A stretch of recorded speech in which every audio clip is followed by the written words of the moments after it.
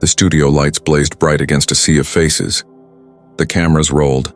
The audience murmured with anticipation, and millions of viewers tuned in from around the world. It wasn't a boxing ring tonight, but it felt like one. On one side of the stage sat Bishop T.D. Jakes, the powerful preacher known for his booming voice and commanding presence. On the other sat Manny Pacquiao, the legendary fighter turned public servant, dressed in a crisp navy suit, calm and composed.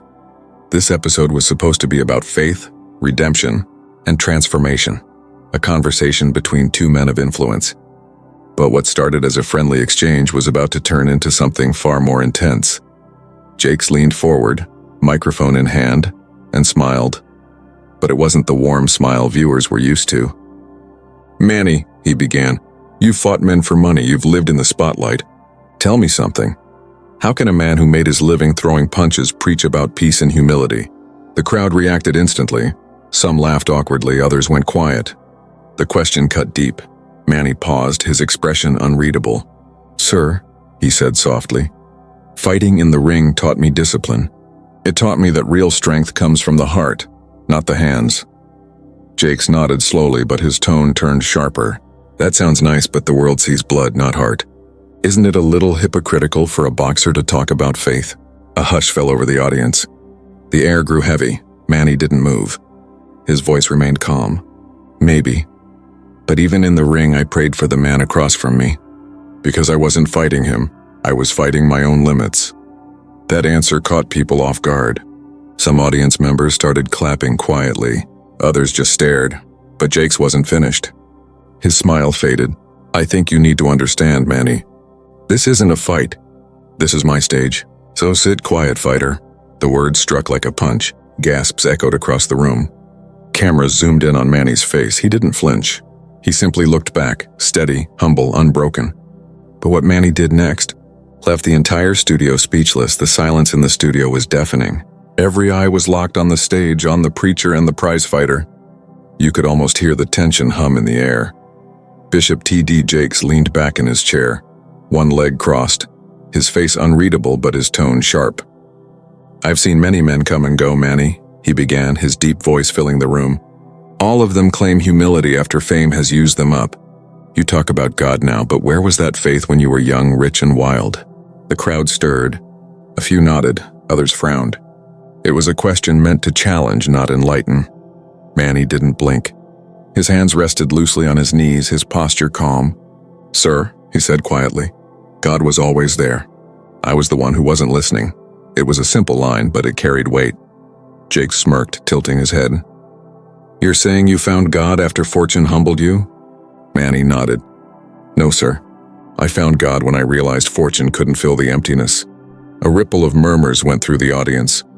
Someone in the front row whispered, "That's deep." But Jakes wasn't ready to yield. He leaned forward again, his words coming like jabs, measured, intentional. "Manny, with all due respect, you're talking about spirituality to people who saw you throwing punches, breaking jaws, drawing blood. Tell me, what gives a fighter the right to preach peace?" It was a loaded question and everyone knew it. Manny looked at him steadily. "Sir, when you're in a fight, you learn more about peace than most people ever will. You learn what happens when anger takes over. You learn what losing control costs." A few claps echoed through the studio, hesitant but growing. Still, Jakes pressed harder. "Sounds poetic. But some say you use faith to clean up your image. That you use religion the way others use PR." The words hit heavy. Camera zoomed in. The tension was no longer just between two men. It was between ego and grace. Manny exhaled slowly, his voice still steady. "People can think what they want, but my story isn't about image. It's about mercy. I was lost. God found me. That's not PR, that's redemption." That line made several heads nod in agreement. Jakes, realizing he was losing the crowd's sympathy, shifted tactics. He chuckled dryly. "Well, redemption's easy when you're rich and famous. Try finding faith when you've got nothing to eat. No lights on, no cameras pointing your way." Manny didn't hesitate. "Sir, that's exactly where I came from. Before the world saw me on TV, I was that man, hungry, broke, scared, and still, I prayed." The room went silent again. The audience wasn't just listening anymore, they were feeling every word. For the first time, Jake seemed unsure. His eyes darted toward the crowd, then back to Manny. He tried to lighten the mood, but the tension had shifted. The audience's energy had moved away from his control, toward the man sitting humbly beside him. Manny looked down, then added softly, "When you fought your way out of the dark, you don't look down on people still fighting theirs." That line, like a perfectly placed counterpunch, hit everyone in the heart. The audience erupted in applause. TD. Jakes leaned back, clearly surprised. He forced a polite smile, but the frustration was visible in his eyes. The cameras caught it. Clips of that moment would later go viral. He spoke again, voice tighter. "You know, Manny, people tune in to hear inspiration, not to be lectured. You might want to remember that." Manny looked up, unbothered. "Then maybe inspiration is what they'll find, not from my words, but from how I carry myself right now." The audience went wild. Phones were raised, recording. Hashtags began forming in real time. "Have you ever seen someone stay calm while being disrespected on live TV? Comment yes if you've witnessed strength under pressure. And tell us which country you're watching from. This story is uniting people around the world." The applause grew louder. Jakes shifted again, struggling to regain control of the narrative. All right, let's calm down, folks. This isn't a boxing match, but everyone knew it was. Just not the kind he could win with words alone." Manny simply smiled, that quiet, steady smile that fans knew so well. "You're right, sir. This isn't a fight. I didn't come here to win. I came here to share truth." The crowd roared again. Jakes lifted a hand to signal quiet, but the energy had already shifted. Viewers across the world watching live began flooding social media with comments like, "Manny just knocked him out with humility." The cameras panned in closer to Manny's face. Still calm, still composed, still undefeated in spirit. He wasn't trading insults. He was teaching a masterclass in grace.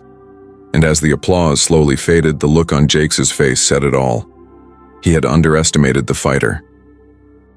The atmosphere inside the studio had changed.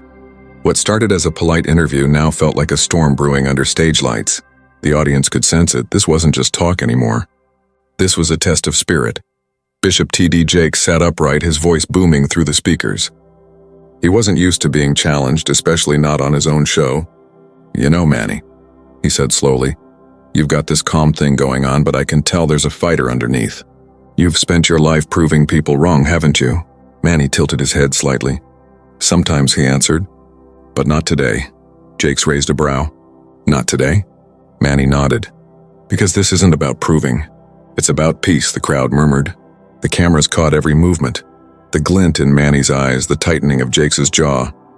Jakes leaned forward, elbows on the desk. "Peace?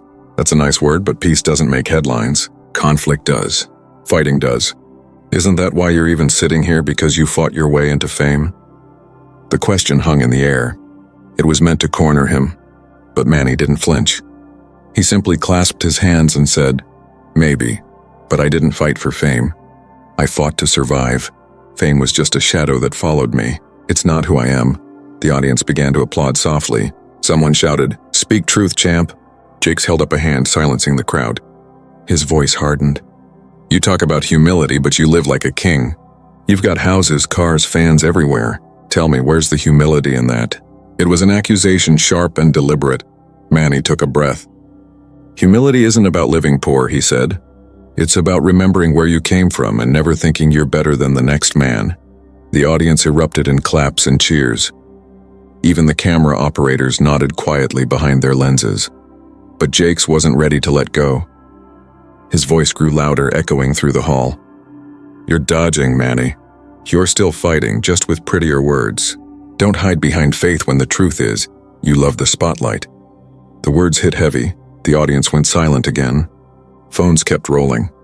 You could see the tension in Jakes' body, his shoulders tight, his eyes locked on Manny's face like an opponent in the ring.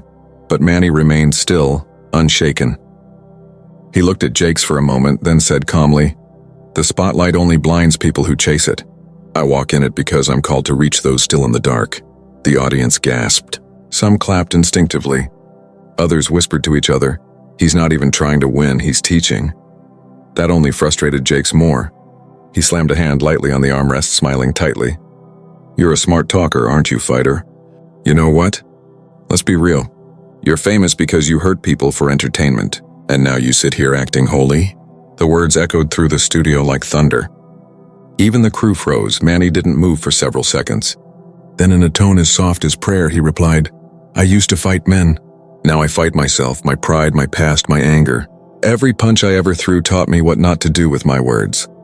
The audience broke into applause again, this time louder, stronger, unstoppable. The applause continued, drowning out the tension for a moment, but Jake's wasn't finished. He leaned in again, voice lower, almost growling.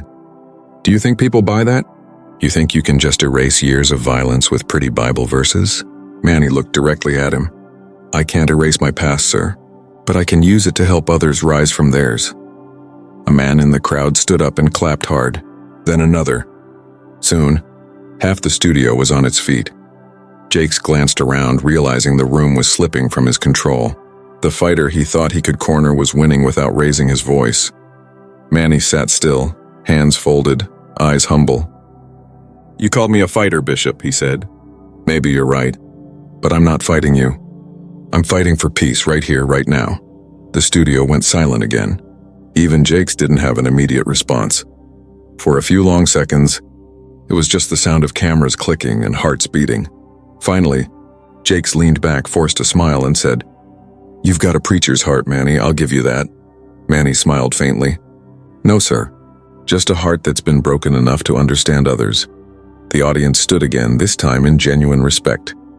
It wasn't a show anymore. It was a moment of truth broadcast around the world. That night, social media would explode with clips of Manny's words. Viewers would replay his calm face over and over, writing captions like "The real power is peace" and "The fighter who didn't fight back." And somewhere behind the stage lights, Jake sat quietly, realizing that humility had just won the biggest bout of the night. The studio had changed.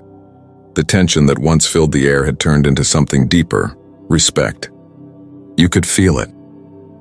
The same audience that came expecting a fiery debate now sat in awe, watching a man who refused to raise his voice, yet somehow commanded the entire room. Manny Pacquiao wasn't just answering questions anymore. He was teaching without preaching. Every word he spoke carried the weight of a man who had fought both inside and outside the ring. As the applause slowly died down, Bishop T.D. Jakes cleared his throat. His deep voice, once booming with authority, now carried a slight tremor. He tried to regain control. "Well," he said with a forced chuckle, "it seems you've got quite a fan club here tonight, Manny." Manny smiled humbly. "No, sir. I'm just grateful they're listening." The response was quiet but powerful. The audience nodded, some smiling, some clapping softly. Backstage, producers and camera crew exchanged glances. They had seen arguments, breakdowns, and viral moments on this stage, but nothing like this. A fighter was sitting across from one of the world's most famous preachers, and somehow, the fighter had become the teacher. Whispers rippled through the audience. "That man's spirit is different. He's not even angry. He's making more sense than anyone else tonight." Online chat feeds exploded. Comments flooded the live broadcast. "Manny Pacquiao is a man of peace." T.D. Jakes just met his match in humility. This is what grace under pressure looks like. On stage, Jakes leaned forward again, his tone softer now, less of a challenge, more of a curiosity. "You know, Manny, I've spoken with presidents, with billionaires, with the most powerful men alive, but there's something different about you. You don't seem impressed by your own success." "Why is that?" Manny paused, looking thoughtful. Then he said quietly, "Because everything I have can be taken in a moment. Fame, money, titles, they don't last. But character does." The crowd applauded again. But it wasn't wild or loud, it was respectful, reverent, the kind of applause you give to truth itself. Jakes nodded slowly, a small smile creeping onto his face. "That's a good answer. You know, I didn't expect this conversation to go this way." Manny smiled back. "Neither did I, but maybe that's how God works."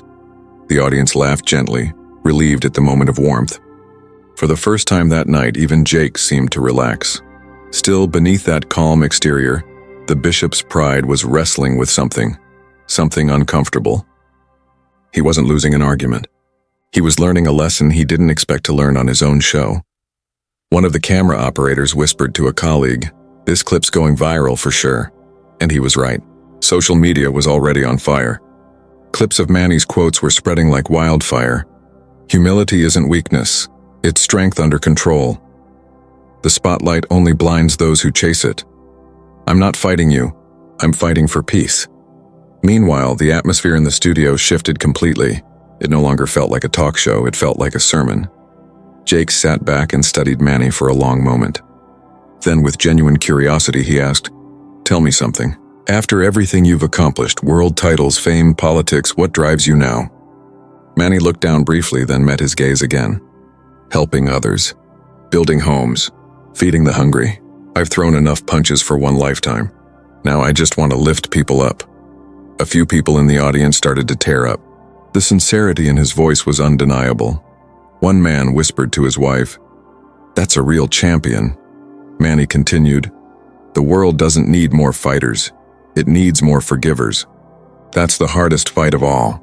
That line hit everyone in the chest. Even Jakes closed his eyes for a moment as if reflecting on it. When he opened them, his tone had changed. "You're right," he said quietly. "Forgiveness is the hardest thing." Manny nodded. "But it's also the thing that sets us free." The crowd broke into loud, heartfelt applause. Some stood. Others wiped their eyes. If you were in that audience, would you clap, cry, or both?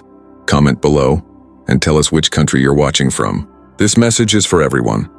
As the noise faded, Jakes extended a hand. For a moment, the whole world seemed to hold its breath. Would Manny shake it?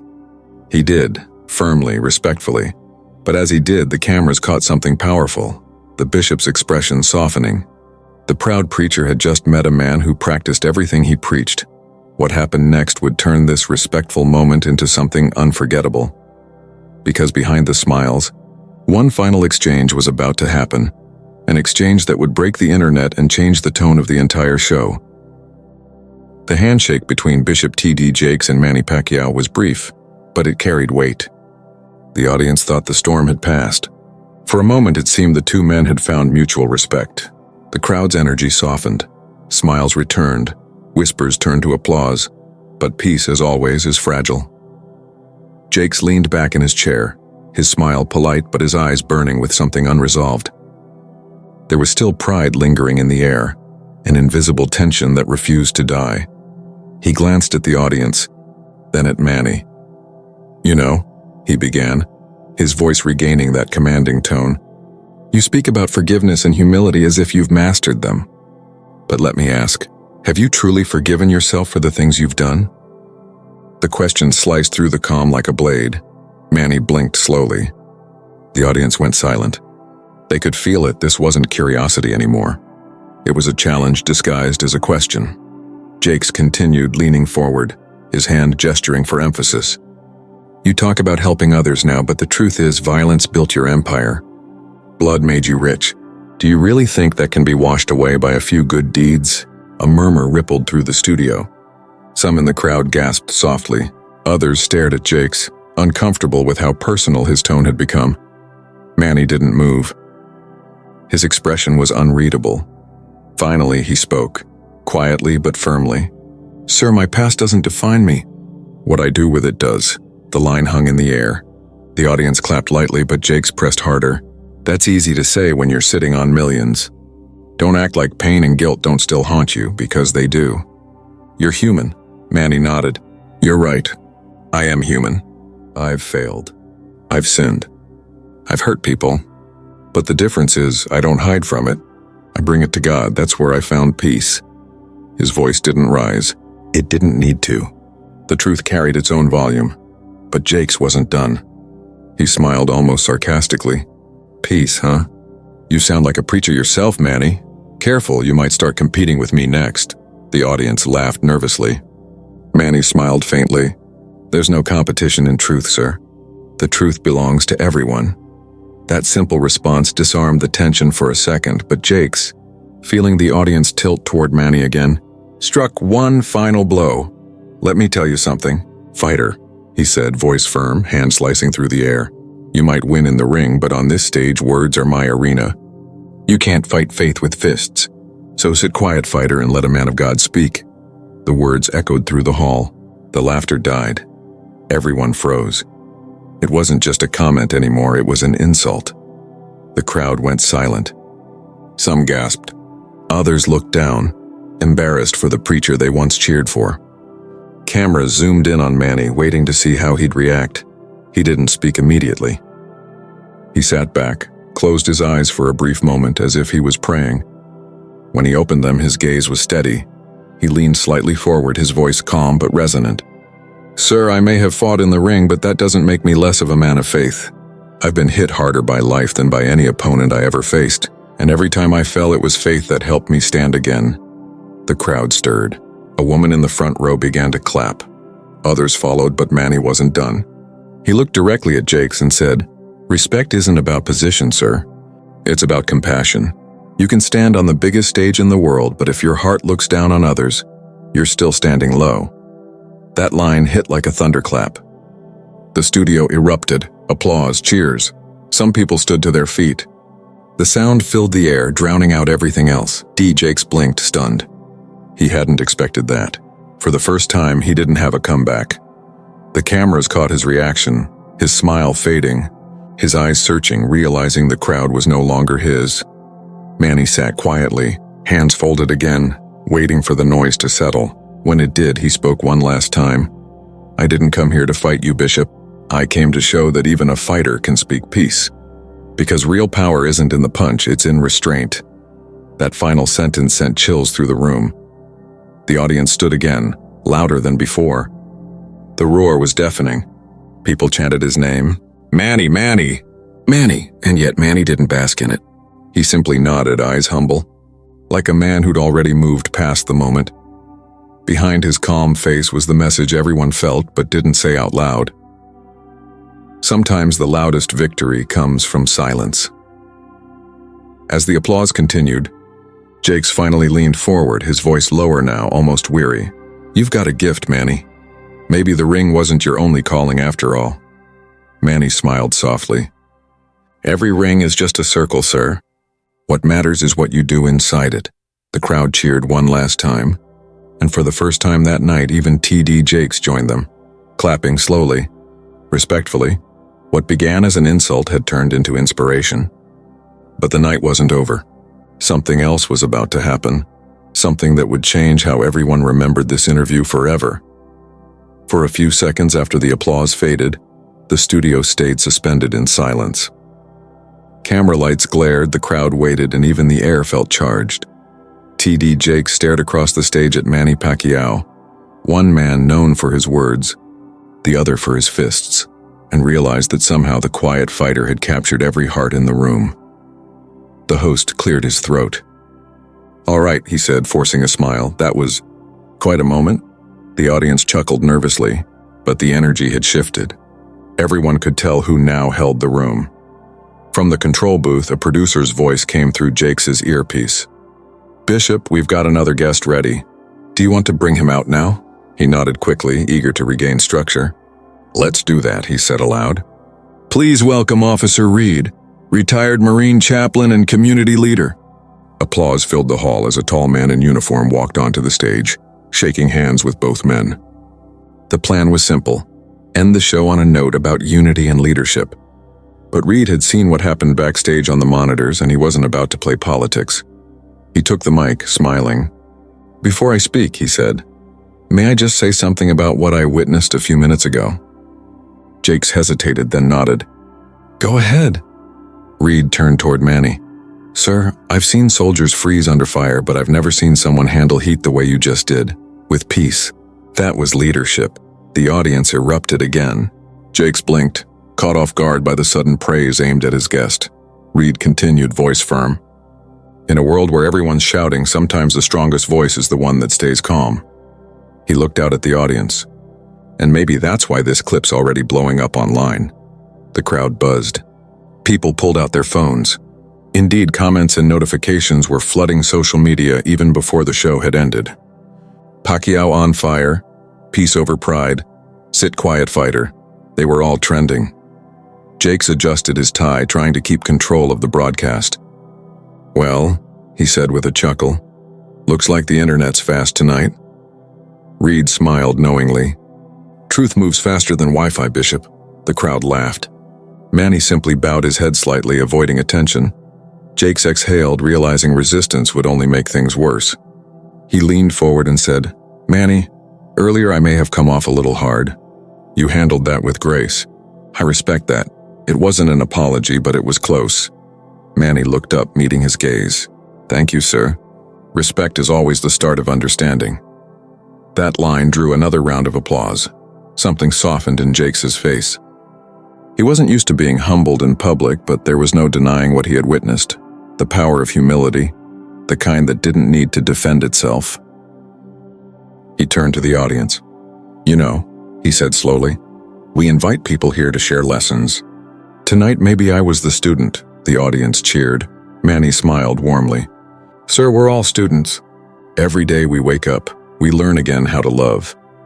The cameraman caught the moment. Two men, one known for preaching from pulpits, the other for preaching through silence, sitting side by side under the hot studio lights, nodding in mutual respect.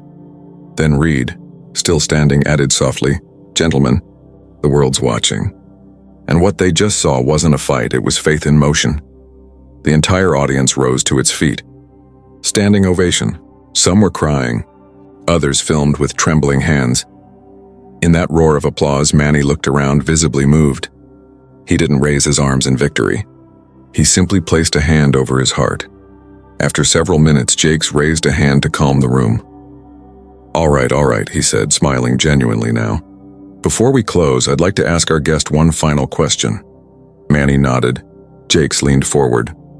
"If you could say one thing to everyone watching, to every person who's ever been insulted, underestimated, or misjudged, what would it be?"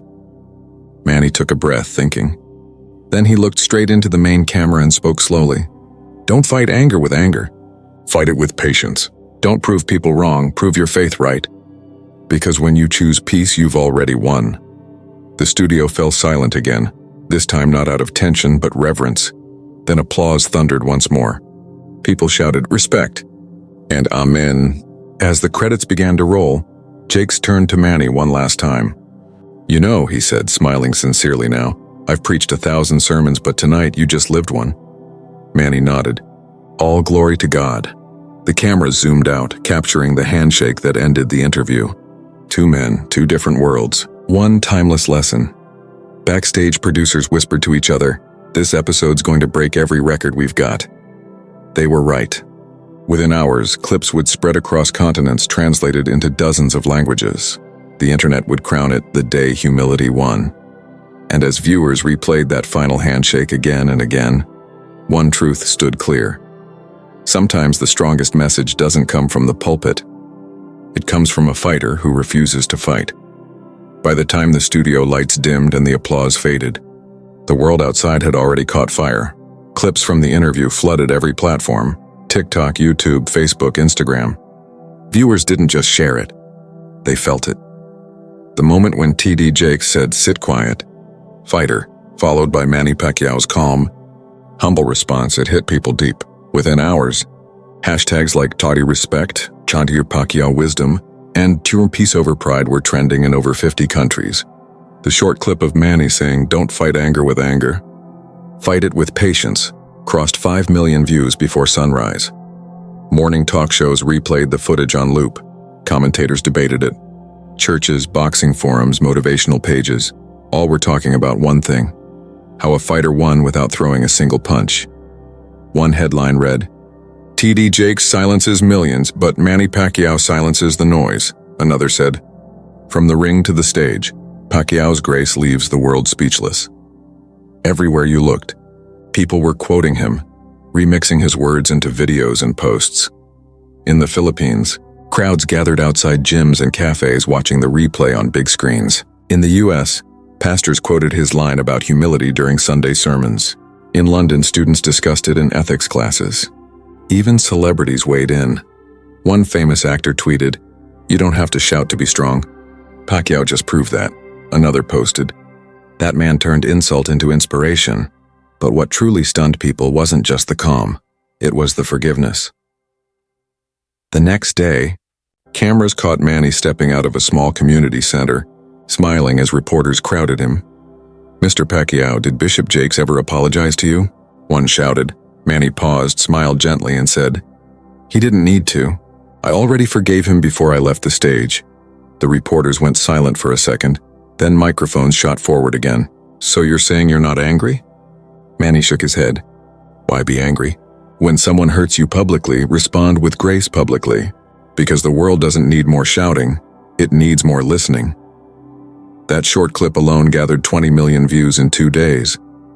Meanwhile, Bishop Jakes released a statement. In a video filmed in his church, he looked directly into the camera and said, "I've spoken with Manny privately. I realize now that humility isn't weakness, it's power under control. I learned something on that stage that I'll carry for life." The internet applauded. Even critics who had expected a feud now saw unity instead. The two men, once framed as rivals, had turned conflict into a lesson for the world. Soon after, a photo of them meeting again, this time smiling, shaking hands, went viral. The caption read, "Grace won twice." The media moved fast. Networks ran specials about Pacquiao's wisdom. Motivational speakers quoted his words. A leading magazine even named him Man of the Moment. But Manny never celebrated it. When a journalist asked him about the viral fame, he just said, "It wasn't me. It was the message." If people heard peace instead of pride, then that's the real victory. Back home, fans cheered him not for his punches but for his patience. Billboards carried his quote, "Respect is the highest form of strength." And across comment sections, people shared their own stories, moments when they had been insulted, mistreated or underestimated but chose not to fight back. One woman wrote, "I watched that clip before going to work. I was about to quit my job because of bullying. Manny made me realize I can stand tall with dignity instead of anger." Another comment read, "I showed this to my son. He said that's how real heroes fight." Within a week, Manny's words had sparked a global conversation, not about boxing, not about religion, but about respect. Universities invited him to speak about emotional strength. Leaders quoted him during conferences. What was once a tense TV moment had become a worldwide masterclass in grace. Even months later, people still shared the clip with captions like, "Watch how he handled it." It became the new standard for composure under pressure. When asked what he hoped people learned from it, Manny smiled. That you don't lose by staying humble. You win peace, and that's the biggest prize of all. And that's how the story ended, not with a knockout, but with a standing ovation that never stopped echoing. The fighter who was told to sit quiet had spoken the loudest, without ever raising his voice. If you believe in respect, dignity, and peace over pride, type respect in the comments and share this story with someone who needs to be reminded. True power isn't in the punch. It's in the patience.